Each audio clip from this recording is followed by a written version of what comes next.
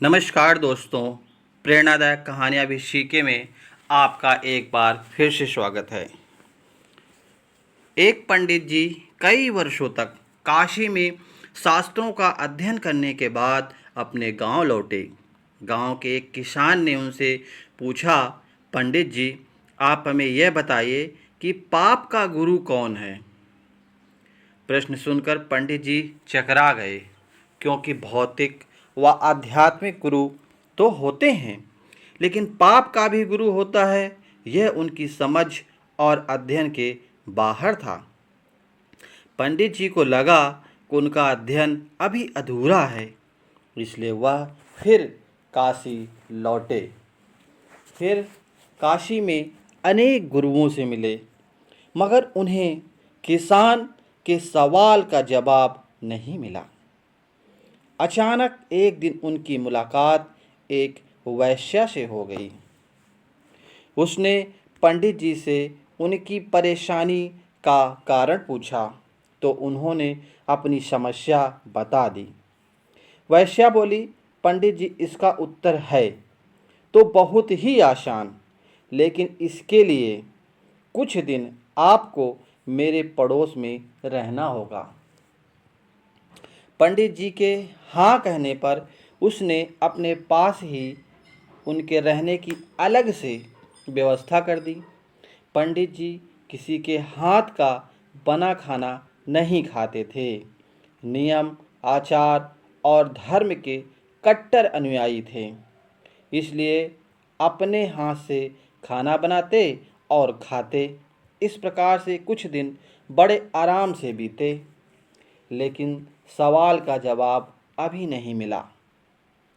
एक दिन वैश्या बोली, पंडित जी, आपको बहुत तकलीफ होती है खाना बनाने में। यहाँ देखने वाला तो कोई और है नहीं। आप कहें तो मैं नहा धोकर आपके लिए कुछ भोजन तैयार कर दिया करूं। आप मुझे यह सेवा का मौका दें तो मैं दक्षिणा में 5 स्वर्ण मुद्राएं भी प्रतिदिन दूंगी। स्वर्ण मुद्रा का नाम सुनकर पंडित जी को लोभ आ गया। साथ में पका पकाया भोजन, अर्थात दोनों हाथ में लड्डू। इस लोभ में पंडित जी अपना नियम, व्रत, आचार, विचारधारा सब कुछ भूल गए।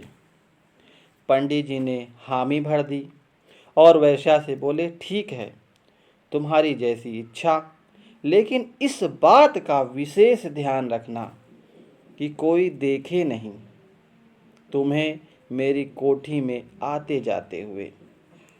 वैश्या ने पहले दिन कई प्रकार के पकवान बनाकर पंडित जी के सामने परोस दिए, पर जैसे ही पंडित जी खाने को तैयार हुए, वैसे ही वैश्या ने उनके सामने से परोसी हुई थाली खींच ली।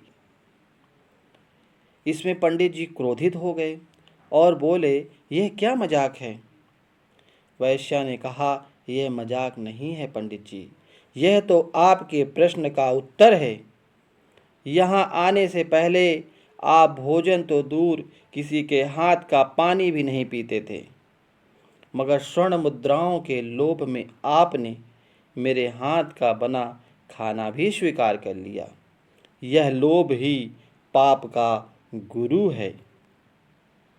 पंडित जी को उनके प्रश्न का उत्तर मिल चुका था। राधे राधे।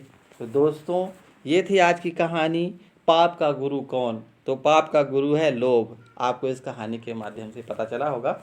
और अगर आपको ये कहानी पसंद आई हो तो इसको एक बार लाइक ज़रूर कर दीजिएगा। और अगर आप चैनल पर नए हैं तो चैनल को सब्सक्राइब कर लें, ताकि ऐसे ही अद्भुत कहानियाँ आपको मिलती रहें। तब तक आप हंसते रहिए, मुस्कुराते रहिए। मिलते एक नए वीडियो में। आपका बहुत बहुत धन्यवाद।